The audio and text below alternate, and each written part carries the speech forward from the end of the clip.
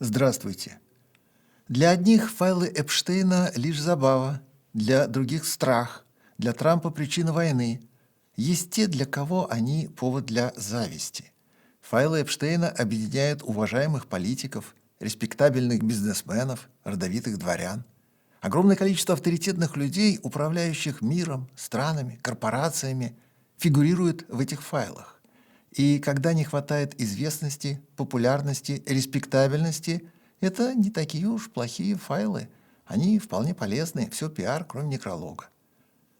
Налог на роскошь. В России для одних это забава, повод позлорадствовать, для других банальная повседневность, для третьих мечтательный список престижа и радостное отражение в зеркале, где показывают удачу. Начинался налог на роскошь в 2014 году как разновидность справедливости. По своей многообещающей природе он близок к идее страхования ответственности в пользу третьих лиц, ставшей ОСАГО. Этот вид страхования придумали как справедливое участие государства в чужих бедах. Налог на роскошь в этом плане еще более справедлив и показателен. Олигархи платят дважды, поскольку у них всегда много денег, и когда они предъявляют обществу свое материальное превосходство, власть отбирает у них часть денег в пользу голодающих детей Поволжья. Первый рубеж налога на роскошь был 3 миллиона рублей. 12 лет тому назад столько стоили Майбахи, Бентли, за них полагалось доплатить. Потом жизнь и «Жигули» начали дорожать, и порог непростительного благополучия подняли до 5 миллионов рублей. Но большевики взяли эту высоту, и на сегодня роскошь – это когда автомобиль стоит 10 миллионов рублей. Помимо автомобилей, наказуемые квартиры, дома, коммерческая недвижимость дороже 300 миллионов рублей. Частные яхты, личные вертолеты, бизнес-джеты роскошью не считаются. Это незатейливые транспортные средства, чтобы доплыть, долететь, ни в коем случае не хвастаться. Драгоценности, алмазы, Rolex в России тоже не роскошь, а предметы хозяйственно-бытового назначения. Что считать роскошью, определяет Минпромторг, ежегодно обновляющий свои файлы Эпштейна. Свежий список автомобильной справедливости добавил позиций в сравнении с прошлым годом. Теперь в нем 573 дорогих, великих, престижных моделей. Еще вчера было 555. Большую часть файлов Минпромторга составляют знаковые марки самого достойного уровня, с детства ласкающие слух. Lamborghini, Rolls-Royce, Bentley, Ferrari, Aston Martin. Все они санкционные, все запрещены к поставкам в Россию, все они отлично продаются у официальных дилеров. Поскольку это инт-пошив, комплектация каждого такого автомобиля всегда индивидуальная, ни один экземпляр не делается без предзаказа, все они поставляются в страну самым щепетильным образом после предварительного и долгого облизывания уважаемого клиента. Рядом с престижными свою доплату за высоко задранный нос вносит подорожавший из-за войны ширпотреб – Mercedes, BMW, Audi, Toyota, Ford. У них всегда в модельной линейке были необоснованно дорогие комплектации, лишенные смысла, но согревающие владельца затратами. Помимо автомобилей, в файлы Минпромторга пролезли китайцы. Они наконец-то стали роскошью. Пусть хотя бы на бумаге, пусть только в жадном воображении чиновников. Зато теперь из-за обладания китайцем можно радостно доплачивать, делая вид, что он в высшей лиге. Справка из министерства прилагается. Как есть те, кто не отказался бы доплатить, чтобы оказаться на острове Эпштейна, так есть те, кто счастлив оказаться на учете Минпромторга. Что это за китайцы, возомнившие себя роскошными автомобилями? Хонгши, Лисян, Воя, Зикр, Эмхера, Танк, Xiaomi. Нет ни одной причины, будучи в здравом уме и трезвой памяти, считать любой китайский аппарат роскошью, даже несмотря на повышенный налоговый коэффициент. Но когда по Оруэллу война – это мир, свобода – это рабство, незнание – сила, тогда и китайцы – роскошь. Война в Персидском заливе поднимает цены на нефть и опускает рейтинг Америки. Если Трамп не добьет Иран, остановится на полуслове, попытается сделать вид, что я устал, я ухожу, мир охотно вытрет ноги об Америку, Америка вытрет ноги от Трампа, Иран превратится в гарнизонное государство под полным контролем КСИР, устроит долгую разборку с соседями. Израиль останется один на один с врагом. Европа не видит своего места в этой войне. Испания, Франция, Великобритания, Италия спокойно вставляют палки в колесо американской военной машине. Остальные радуются, что война опять в соседнем дворе и еще дальше, чем в неродной Украине. Поскольку важнейшей из религий Европы стала религия климатическая, то в любых событиях мира отныне самое важное – Евро-7, сортировка мусора, запрет двигателей внутреннего сгорания. И если война портит жизнь и поднимает цены, то в этом все равно есть выгода. И потому что плохо жить стало нормой для Европы, и потому что вне зависимости от качества жизни важнее всего заставить всех ездить на электромобилях. Встречать конец света полагается с углеродной нейтральностью в зубах, сжимающих зарядный кабель электромобиля. Армузский рост цен на нефть поднял стоимость бензина и солярки. Европа сделала вид, что озадачилась, но радости от кризиса гораздо больше, чем уныние. Ведь перевоспитывать автомобилистов с ДВС будет чек на АЗС. Это нагляднее и дешевле, чем предыдущие десятилетия дрессировки, принуждения, педагогирования. Прежде на уговоры, наказания, компенсации, привилегии требовался бюджет и пиар. Теперь достаточно подождать, пока литр еще подорожает, и публика добровольно отправится покупать электромобили. Вырисовывается отличное экологическое будущее Европы.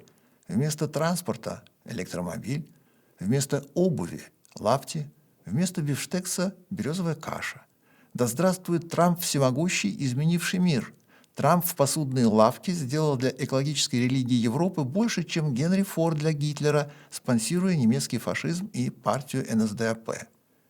Проблема в Ормузском проливе обманывает Европу электрическими перспективами, заодно согревая китайскими трудностями и антисемитизмом. Воюющий Ормузский пролив полезен только в борьбе с литром бензина. В остальном это большая проблема для всего мира. Не только нефтью известен Ормуз. Через это бутылочное горлышко тянутся долгосрочные цепочки поставок, и война Америки с Ираном ставит под угрозу логистику планеты. Но есть более интересный эффект. Литр бензина в Европе дорожает, обещая хорошие продажи электромобилей, что обнадеживает всех производителей электричек. Но через Ормузский пролив проходит половина мировых поставок серы.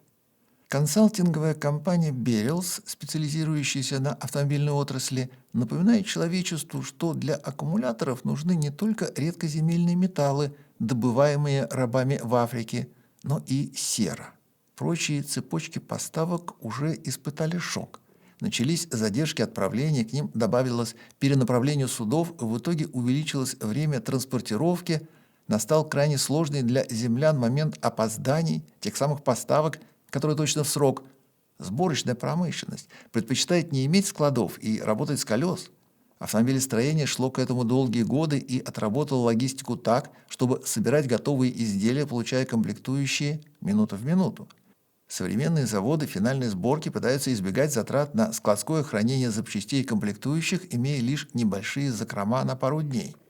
Война в Ормузском проливе уже посягнула на всемирную ритмичность производства, но впереди еще более отчаянная перспектива. В мире заканчивается сера, та самая, которая в аккумуляторах электромобилей. По расчетам консалтинговой компании Beryls, запасов серы осталось на 7 недель. И это не та сера, что лежит на складах, та кончилась. Это та, которая в дороге. Она двигается морем в порт назначения, откуда поездом доедет до нужной страны, где грузовик на подорожавшей солярке довезет ее до места конечной переработки. Затем эта сера, составляющая половину мирового потребления, закончится, и производство аккумуляторов останется без ормузского сырья. Но ведь у человечества остаются другие 50% мировой серы. Их придется брать с боем и втридорога, после чего прокладывать новые логистические маршруты. Дефицитная сера поднимает цену аккумуляторов.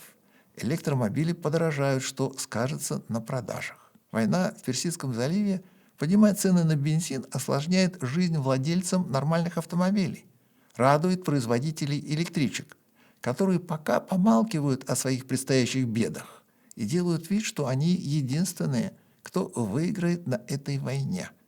Все готовятся к электромобилям, а их не будет. Куда ни посмотришь в автомобильной индустрии, все говорят о доступных электромобилях для широких масс. Наигрались в эксклюзивность, заболели народностью. От дорогого и штучного захотелось дорогого всеобщего. Снижать норму прибыли никто не собирается. Поэтому необходимо решить серьезную задачу. Заставить публику поверить, что несуразная цена – это норма. Так и должно быть. Если что-то не по карману, то сам виноват. Зарабатывай больше. Помимо этого, требуется внушить широким народным массам, что так было всегда и еще с бензиновых времен. Уже тогда автомобили были не по карману, народные машины расстались с народом и стали не транспортом, а привилегией, договариваться о которой необходимо не с женой, а с банком. Но у электромобилей, помимо цены и обманутых ожиданий, есть еще один изъян. Они не подходят в качестве единственного автомобиля в семье. Электромобиль не универсален. Ему далеко до бензинового, на котором весь 20 век люди без оглядки покоряли континенты. Взял пару канистр и уехал открывать Африку, сел за руль и отправился в отпуск на море, забрался вдаль, благополучно вернулся обратно. С электромобилем так не получается. Ему, как породистой собаке, необходим столбик и поводок. Требуется отдых, условия, инфраструктура, забота и слишком много времени. Раньше иронизировали над людьми, простаивающими свою жизнь в пробках. Теперь все скромно помалкивают про жизнь, которую приходится простаивать в ожидании, пока зарядится. Поскольку ничего сделать с запасом хода не получается, человечество пошло по другому пути. Важнейшей задачей цивилизации стало поверить, что никому этот запас хода не сдался. Все люди живут только одни сутки, завтра все обнуляется, день сурка радует заряженным за ночь батарейками и разрешается прожить еще один день. Задача заставить всех считать, что им не надо.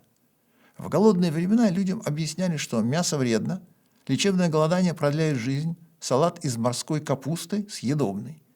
Высокая кухня народов мира – это свидетельство нищеты и тотального голода. Французские сыры с плесенью, китайские тухлые яйца, корейские съедобные собаки.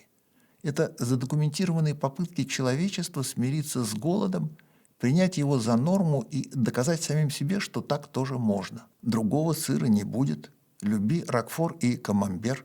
Готовься перейти от сыра с плесенью к колбасе с плесенью. Электромобиль ездить далеко не должен. Ему достаточно крутиться в городе, отдыхать всю ночь вместе с хозяином. У одного так себе интеллект, у другого искусственный интеллект, оба одинаково устали, обоим пора спать. Прежде автомобиль вел себя иначе, умел ездить сутками, теперь он навязывает свою беспомощность в качестве новых правил жизни. Запас хода дизельного автомобиля в 1000 километров не считался выдающимся результатом.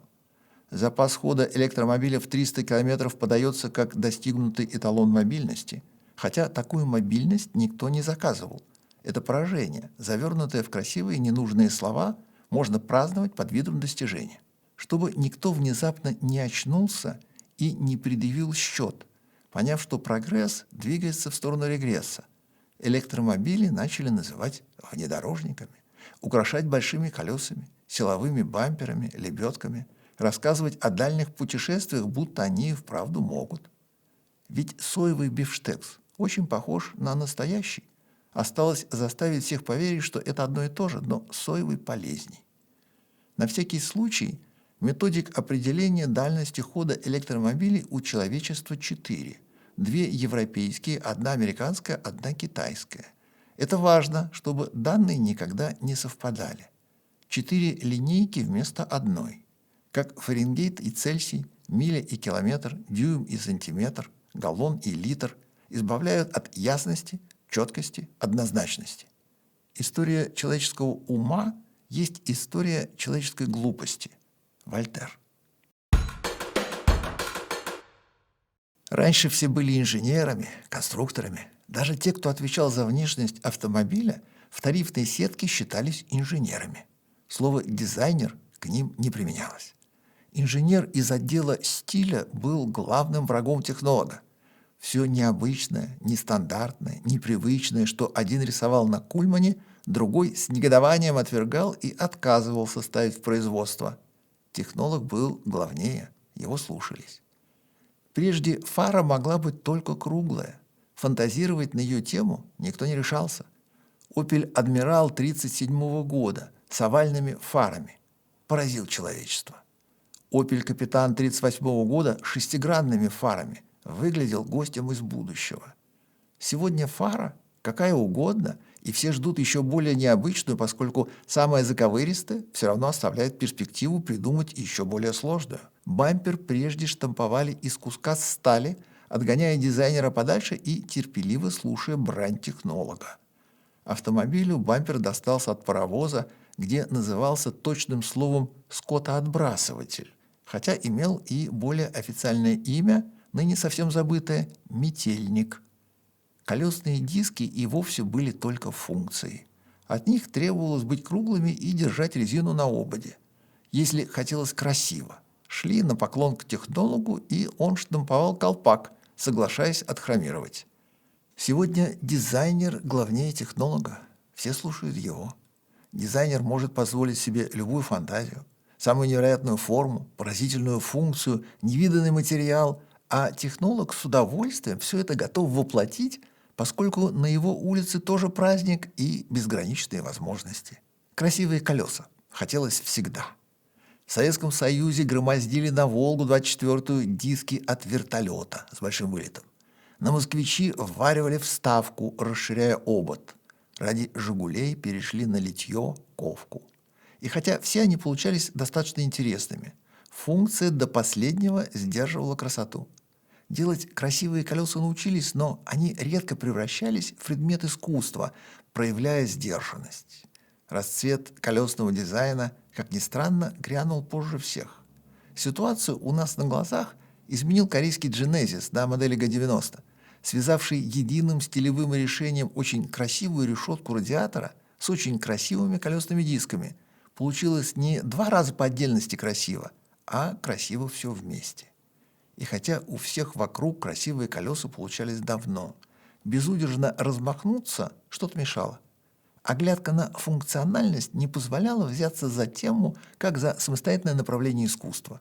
Получалось как с высокой модой. Красивую одежду шили всегда, но только пришедший с опозданием подиум с выводкой манекенщиц превратил портного в модельера, а платье в явление высокой моды, которую мы, не очень зная французский, стали называть «от-кутюр».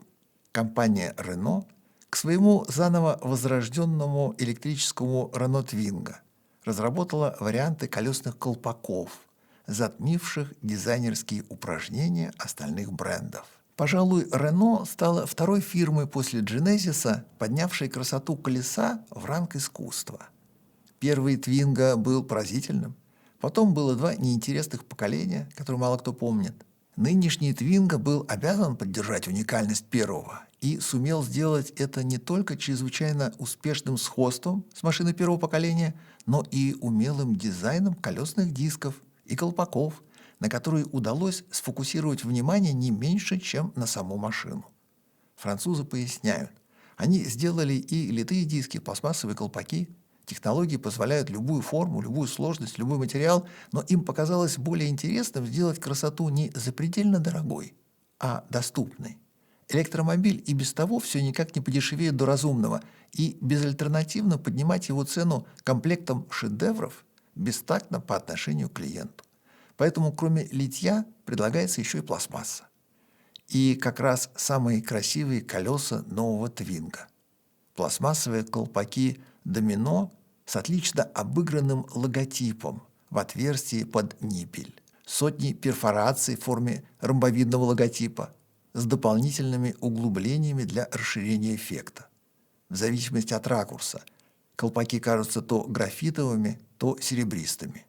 Наверное, лучшие в коллекции. Будут к месту не только на машине, но и дома, в рамке, на стене. Черные колпаки Диабло хочется покрасить или в цвет кузова, или сделать посветлее. Они пятиспицевые, что не очевидно, и что для ценителей искусства является отдельным элементом эстетического наслаждения. 18-дюймовые легкосплавные диски Mikado, отменный японский стиль с отделкой под шлифованный алюминий, интересным оформлением центральной крышки, едва заметным логотипом Твинга на одной из спиц. Трехспицевые диски Reverso, которые использовались на всех фотосессиях Твинга. Их дизайн также далек от простоты. 3 черных элемента вдавлены в матовые спицы и выглядят нарочито опасно, как что-то колюще-режущее. Электрический Renault Twingo совсем свежий. Премьера состоялась в ноябре 2025 года. Позволив себе вывести оформление колес в самостоятельное дизайнерское направление. Renault только начала и намерена расширить коллекцию, продолжая развивать тему. Почему детям дают нелепые имена? Не настолько пугающие, как у несчастных детей Илона Маска, у которых вместо имен пин-коды, но хотя бы достаточно внезапные, как Консуэла Пипеточкина, Афродита Кулакова, Аполлинарий Мешков. В надежде, что дворянство, замок, аристократизм, прислуга у камина непременно догонят по ходу жизни и принесут детям недоставшееся от рождения счастье. Чтобы не упускать удачу, автомобильные компании тоже дают своим моделям удивительные имена. Когда хочется, чтобы наверняка. Чтобы новую модель все захотели в момент, немедленно поверив в ее чудесатость, имена еще и воруют. Первым в 1963 году начал Pontiac, присвоивший своей новой модели итальянское имя ГТО. Прежде эта аббревиатура принадлежала Ferrari, у которой была блистательная машина Ferrari GTO 1962 года. Итальянский ГТО – легендарный автомобиль, выпускавшийся ради омологации спортивной версии 250-й Ferrari, выступавшей в классе Гран-туризма, где она состязалась с не менее легендарными Shelby Cobra, Jaguar E-Type, Aston Martin 214. Имя ГТО итальянское, означает Гран-туризма Омологата, но американский Pontiac тоже легенда. Именно он считается основоположником всемирного явления Muscle Cars. И ассоциация тут прямая. Американцы именно это и хотели подчеркнуть. Новинка Pontiac, она сразу выдающаяся. Она в первый же день грандиозная, она изначально великая. Хотя в отличие от итальянцев, где ГТО лишь отчет о проделанной работе, о состоявшейся омологации, у американцев это признание легендарности всего явления ГТО целиком. Итальянцы это оценили. Кивнули головой, посчитав, что так даже лучше. У них Ferrari GTO только 36 экземпляров. Знают про них далеко не все. Так пусть американцы со своим умением выпускать автомобили миллионными тиражами достойно несут эстафетную палочку дальше, тем более, что машина у них и вправду получилась отличная. Второй стала Toyota, когда в 1967 году решительно забрала себе имя Century, показавшееся бесхозным. Бьюик, выпускавший свой Century с 1936 года, был велик настолько, что не стал обижаться, закрыл глаза на использование своей истории. В линейке Бьюика модель прожила 6 поколений, пересекаясь с японцами во времени и в пространстве, оставаясь у американцев на конвейере до 2005 года. В 1957 году в Америке обозначился интерес к европейским спортивным автомобилям. Американцам захотелось себе так же красиво. Калифорнийские бизнесмены Йон фон Нойман и Луиджи Чинетти, торговавшие автомобилями, решили, что им необходим специальный Феррари в кузове кабриолет.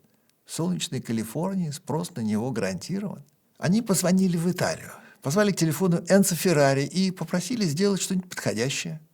Энцо задумался. В Италии того времени кабриолет не был спортивным. Он специально не быстрый, поскольку нужен для охоты на блондинок, где решительность нужна, а скорость нет.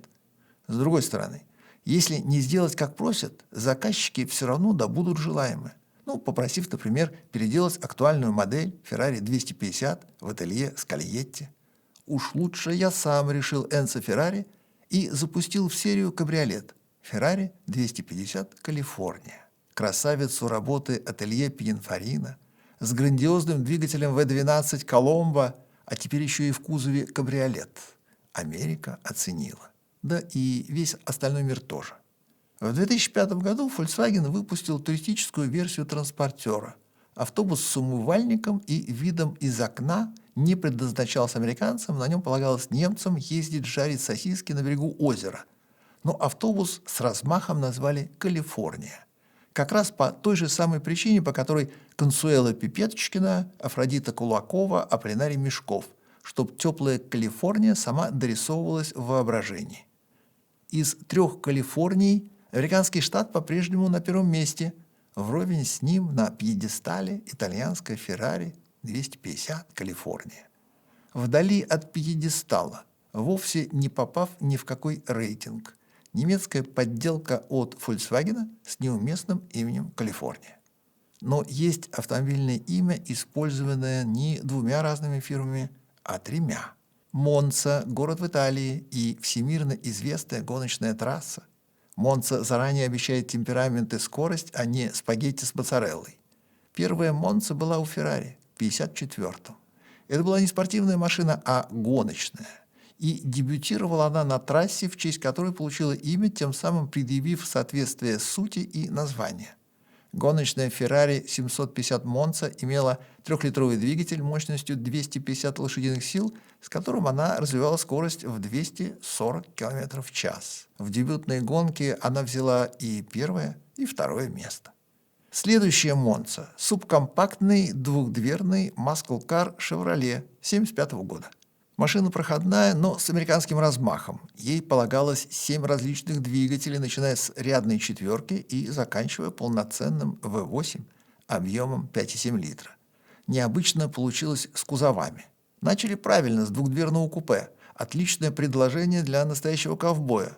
Но потом «Шевроле» почему-то предположила, что ковбоя заарканили, отвели в стойло, обзавели семьей, и ему полагается универсал.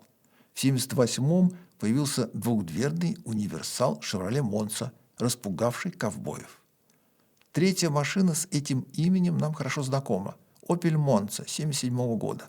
Двухдверное купе на платформе флагманской модели «Сенатор». 6 двигателей на выбор, где на вершине гаммы рядная 6, объемом 3 литра, мощностью 180 лошадиных сил, с максимальной скоростью 215 км в час. Машина упоительная, любимая до сих пор, уважаемая настолько, что Opel начал обещать ее возвращение, показывая на выставках концепт-кар Monza. Но наиболее часто присваиваемое, чтобы не сказать воруемое имя в автомобильном мире – аббревиатура GT – Гран Туризмо. Опять дух Италии, скорость, большие пространства, дальние дороги, просторы, воля, путешествия, конечно же, автоспорт. Поначалу эти 2 буквы обозначали не имя, а класс автомобилей. Двухдверные, спортивные, дорогие. Джеймс Бонд ездил на самом характерном представителе этого класса – купе Aston Martin DB5. GT становился именем автомобиля 4 раза. Первым в этом качестве итальянскую аббревиатуру в 1964-м использовал Ford для лимановского спортпрототипа GT40. Фильм «Форд против Феррари», как раз про него. В 1968 году General Motors не сумел придумать для своего европейского псевдокорвета броское имя, такое, чтобы сразу призы, аплодисменты, ажиотаж, и назвал спортивный автомобиль Opel GT. С тех пор специалисты ведут спор о том, насколько рынок недооценил этот замечательный автомобиль и как же удалось провалить его продажи. Opel до сих пор гордится этой машиной, коллекционеры рады каждому экземпляру, появившемуся на аукционе. Публика Opel GT даже не вспоминает. Следующей, кто в 2003 году взяла себе 2 волшебные буквы, стала Альфа-Ромео. Как и в случае с Opel, итальянскую машину постигла неудача. Респектабельное имя присвоили машине на платформе малолитражки для домохозяек. Не помогло даже вмешательство Бертоне, создавшего вполне красивый облик. Гран Туризмо – это уровень Джеймса Бонда, а тут опять Афродита Кулакова. Изящно поднял из грязи, элегантно обмахнул лайковой перчаткой, вернул полагающееся сияние 2 волшебным буквам «Мерседес» в 2014 году, создав суперкар высшей лиги Mercedes AMG GT. В стартовой версии с двигателем М178 4 литра, 462 лошадиные силы, И, конечно же, подобающая конфигурация V8.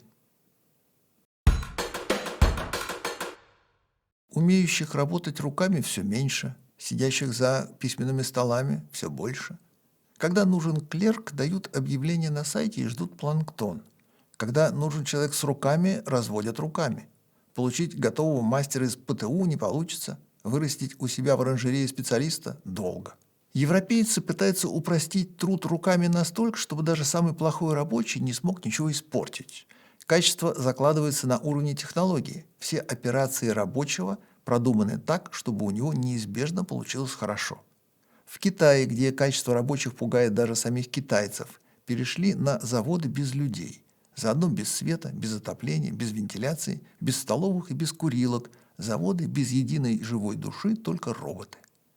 Работа руками бывает не только стадная, но и индивидуальная.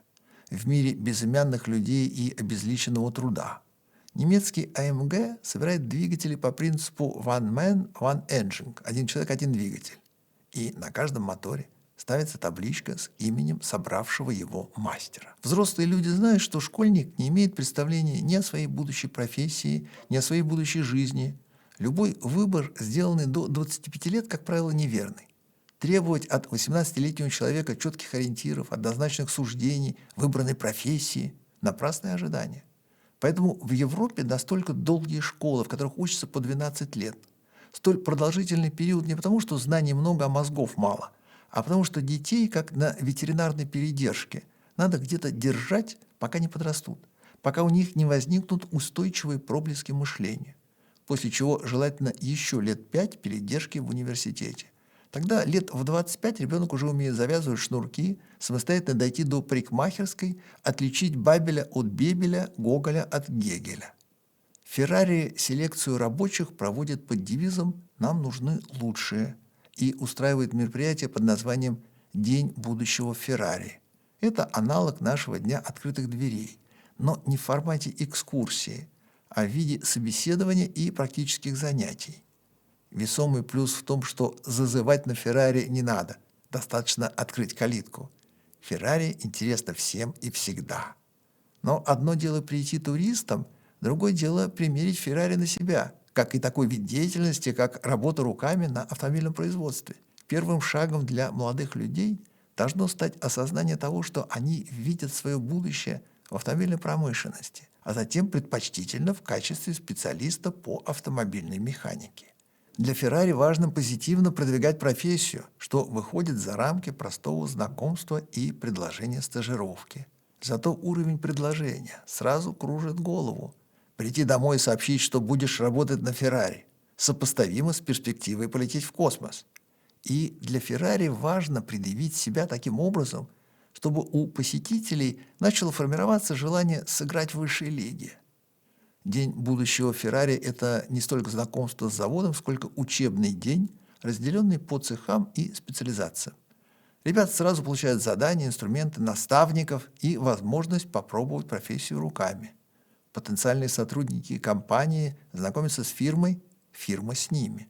За каждым пристально наблюдают, оценивают реакции, действия, формируют представления. Но важно не только понять возможности, но и дать подсказки. Ведь не каждый знает сам себя, не каждый понимает профессию, про которую узнал минуту назад.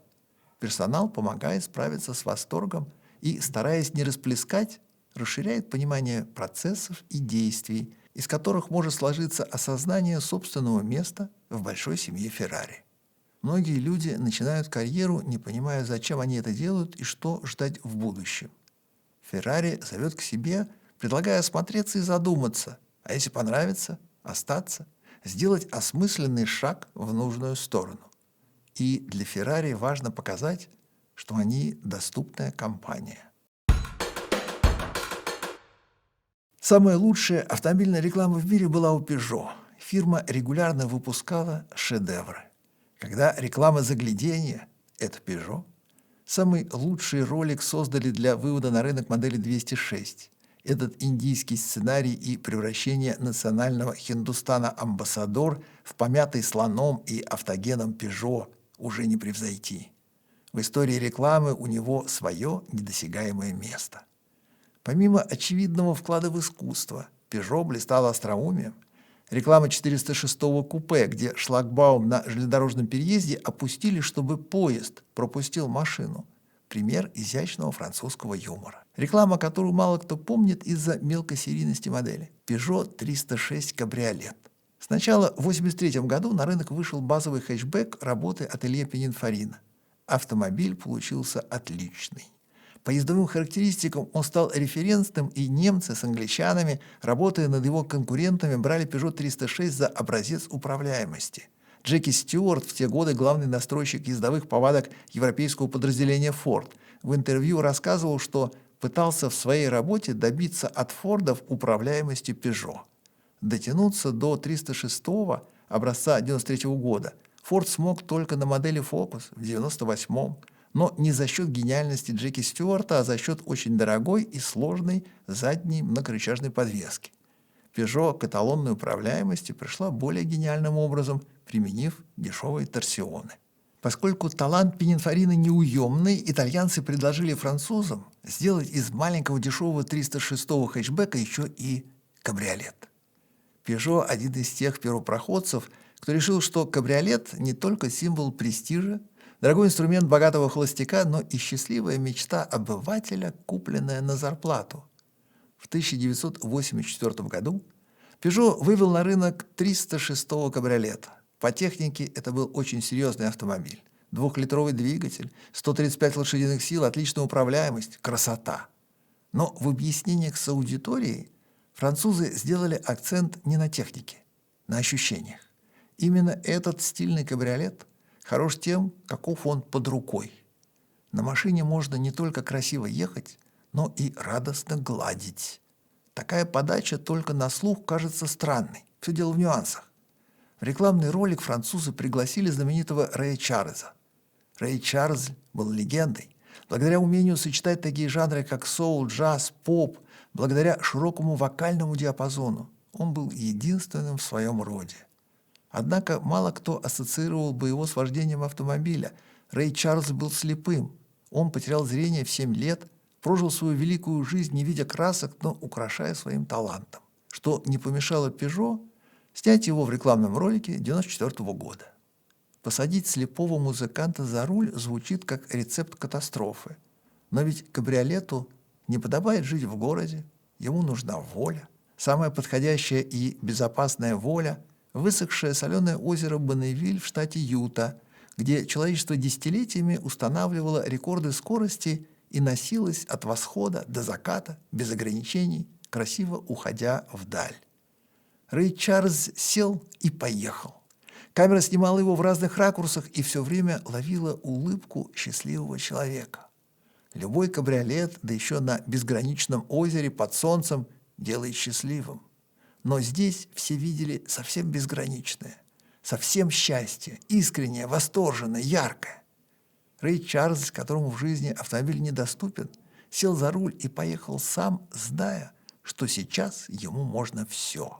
По сценарию он, как это делают в мире незрячих, обошел машину, проведя рукой, изучая форму автомобиля. Он показал те самые ощущения, которые одним понятны при первом же взгляде, кому-то доступны только на ощупь. Но этот восторг доступный любому, у кого кабриолет. С той разницей, что Рэй Чарльз с детства не был так счастлив. Peugeot 306 стал знаковым кабриолетом своей эпохи, получил награду «Самый красивый кабриолет года», но, возможно, больше всего автомобиль запомнился благодаря счастью Рэя Чарльза. Вопросы, ответы, реплики. Zeo Max. Если бы электромобиль стал бутылкой водки, то в ней стоял бы дозатор, способный накапать 50 грамм за одну ночь. Друг Арк. Не все, что делает Кремль, плохо. ОСАГО как раз был большим шагом к цивилизации. Те, кто не имеют, должны наказываться намного жестче, чем сегодня. Это не партизаны, обезьяны с гранатой. Имел недавно крупное ДТП с таким партизаном. На ОСАГО у него денег не было, зато на взятку ГАИ нашлось. Не желаю вам попасть в такую ситуацию. Что такое ОСАГО, вы догадались, когда попали в аварию с водителем без полиса, которого мечтаете наказать. Если бы это был силовик, привычно ездящий без ОСАГО, вы бы уже сидели в тюрьме. ОСАГО – это мошенничество. По закону 77% собранных у населения денег должны возвращаться водителям в виде возмещения. С 2003 года страховые компании ни разу не вернули все 77%. Спрятанные излишки они направили в строительный сектор, подняли стоимость метра жилья. Вы не можете купить квартиру в первую очередь потому, что в России есть ОСАГО. Михаил Штреницер. Насчет кнута и президента в пробке. А ведь есть такая страна, как минимум одна, которая совмещает и невероятно высокие штрафы в процентах от дохода нарушителя, и езду первых лиц в общем потоке – Финляндия. Так что нет ничего плохого в том, чтобы учить злостных нарушителей не менее злыми штрафами. Есть более нормальная страна, чем Финляндия. В Литве президент едет в общем потоке, но штрафы низкие, и нет никакого ГАИ. Нормальная страна та, где государство своим гражданам должно, а граждане государству нет. Финны своему государству должны, литовцы нет. Сергиус Мов. Решительно не понимаю, что плохого в борьбе за экологию. Если бы не она, по дорогам до сих пор ездили бы автомобили по Евро-0 или хуже. Дышать в мегаполисах было бы невозможно. Нет борьбы за экологию. Есть религиозная война с людьми под видом борьбы за экологию. Все, кто не обратился в новую экологическую веру, подлежат репрессиям. И если под носом не воняет бензином, то лишь потому, что воняет в соседней стране, где из нефти и угля получили электричество. И после того, как в городах перестало вонять бензином, оказалось, что люди грязнее автомобилей. И теперь воняет людьми, а не машинами. На сегодня все. До свидания.